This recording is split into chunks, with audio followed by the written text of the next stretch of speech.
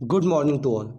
जैसा कि हमने अपनी पिछली वीडियो में अक्षीय स्थिति के कारण विद्युत विभव देखा था, तो आज उसका सेकंड पार्ट हम लोग करेंगे, जो है आपका वैद्युत द्विध्रुव के निरक्षीय स्थिति के कारण वैद्युत विभव। तो चलिए शुरू करते हैं। आज का जो डेरिवेशन है आपका, ये काफ़ी छोटा होगा और आपके एग्ज़ाम में बहुत कम चांसेस होते हैं कि 5 नंबर में आपसे ये पूछा जाए। मोस्टली आपसे ये 1 नंबर बहुविकल्पी में पूछ लेता है या 3 नंबर में आपका पूछा जाता है। तो आज की जो हेडिंग है वो है वैद्युत द्विध्रुव के कारण निरक्षीय स्थिति में विद्युत विभव। तो सबसे पहले आपके सामने एक फिगर है, इस फिगर को समझते हैं। तो फिगर में ए बी जो है आपका, ये वैद्युत द्विध्रुव है। ए पर प्लस क्यू आवेश है, बी पर माइनस क्यू आवेश है और दोनों के बीच की दूरी 2L होती थी, तो हमने 20 से आधी बांट दी, तो आधी L इधर हो गई और आधी L इधर हो गई। इस O से सीधे ऊपर की ओर R दूरी पर एक बिंदु आपका क्या है, P।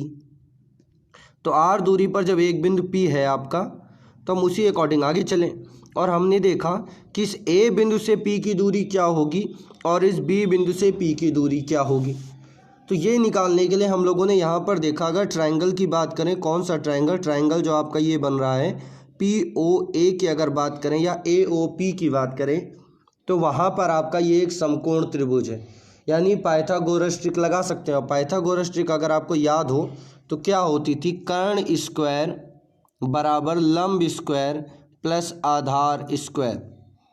तो अगर इस ट्रायंगल के लिए हम लगाएं तो लंब क्या हो गया आपका, R हो गया, तो R स्क्वायर, और प्लस आधार क्या हो गया आपका L स्क्वायर, तो ये मान किसका आ गया, के स्क्वायर का, कर्ण का। और कर्ण यहाँ पर कौन सी रेखा है, तो ये रेखा है। आपको पता होगा त्रिभुज की सबसे बड़ी रेखा जो होती है वो कर्ण होती है। अब जब के का अगर मैं मान निकालूंगा, तो के का मान निकालूंगा तो यहाँ से स्क्वायर हटेगा और रूट लग जाएगा इधर, तो हो जाएगा R square plus L square. तो ये हमारी दूरी आ गई AP की।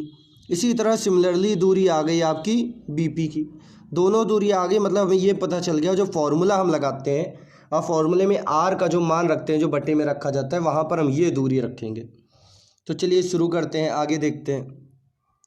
अब आ जाते हैं इसकी थ्योरी पर, जो फिगर से रिलेटेड थ्योरी। तो माना एक वैद्युत द्विध्रुव AB ऐसे माध्यम में स्थित है जिसका परावैद्युतांक K है। निरक्षीय स्थिति में इसके मध्य बिंदु O से R दूरी पर एक बिंदु P है, जहां हमें विद्युत विभव ज्ञात करना है। तो जो कुछ फिगर में है वही हमने लिख दिया। आगे आ जाते हैं इसके डेरिवेशन पर। तो प्लस क्यू आवेश के कारण P बिंदु पर विद्युत विभव कितना होगा, तो V का फॉर्मूला आपको याद होना चाहिए, वही फॉर्मूला हम लोग यहाँ पर पुट करेंगे।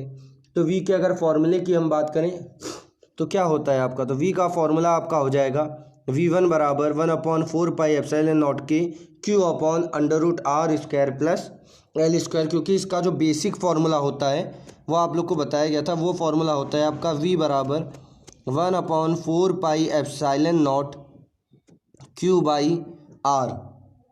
अगर इसी V की जगह पर मैं E की बात करता तो R की जगह पर R स्क्वायर हो जाता। इस बात को याद रखिएगा, अगर मैं कभी भी V की बात करूँगा तो R होगा, E की बात करूँगा तो R स्क्वायर हो जाता है।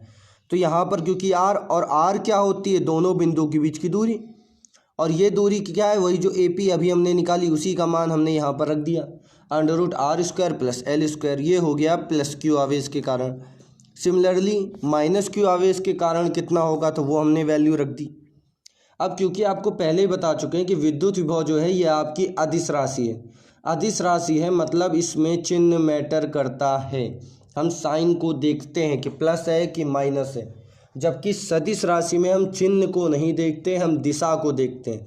अगर यही सदिश राशि हम निकाल रहे होते तो माइनस क्यों ना लिखते, हम प्लस क्यों लिखते।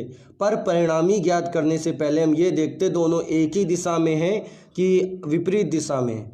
एक दिशा में होते तो जोड़ देते, विपरीत दिशा में होते तो घटा देते। चूँकि ये अदिश राशि है, इसमें दिशा मैटर नहीं करती, हम चिन्ह के साथ सीधे जोड़ देते हैं।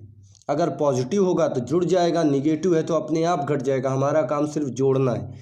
तो चलिए अब इसकी अगली बात पे आते हैं। परिणामी विभव कितना होगा, तो V बराबर V1 प्लस V2। इस समीकरण नंबर 3 मान लिया। फ्रॉम इक्वेशन 1 and 2 and 3, यहाँ पर 3 भी होना चाहिए। From equation 1, 2 and 3 we get, तीनों को कंबाइंड करा, वैल्यू रख दी गई। तो पहले से ये वैल्यू आई आपकी यहाँ से, दूसरे से ये वैल्यू आई और ये तो पूरा फॉर्मूला ही रखा गया है। अब इसमें देखो पहला टर्म आप देखो तो 1/4πε0 k q/√r² प्लस l²।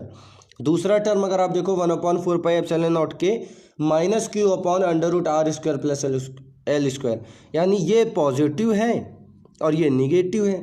और जैसे इसी तरह सिंपली देखें, अगर 5 और -5 लिखा जाए तो कट के कितना आता है, 0 आता है। तो दोनों सेम चीज़ है, माइनस चिन्ह के साथ है, दोनों कट जाएंगे और कितना आ जाएगा, 0। तो इसमें आपका v का मान कितना होगा, 0। तो याद रखिएगा निरक्षीय स्थिति में विद्युत विभव का मान 0 होता है, जो आपके लिए काफ़ी इंपॉर्टेंट है। इस बात को ध्यान रखिए, बहुविकल्पी में पूछेगा या डेरिवेशन में आपका पूछेगा तो इतना छोटा सा सिंपल सा डेरिवेशन होता है। तो आज की इस वीडियो के साथ आपका ये चैप्टर हो गया ख़त्म। अब एक सवाल जो आप लोग के मन में है कि अभी तक हमने 3 चैप्टर पढ़ लिए हैं पर हमने एक भी न्यूमेरिकल, किसी चैप्टर का बड़ा न्यूमेरिकल हम लोगों ने नहीं लगाया। तो जैसा ही बात चल रही है कि जल्दी ही आपका स्कूल हो सकता है खुल जाए। अगर आपका स्कूल खुलता है तो जितना न्यूमेरिकल वाला पोर्शन है वो आपको स्कूल में ऑफलाइन रूप में आपका वो न्यूमेरिकल करा दिए जाएंगे क्लास में बैठाकर, जिससे न्यूमेरिकल में आपके जो डाउट हैं वो क्लियर हो सके।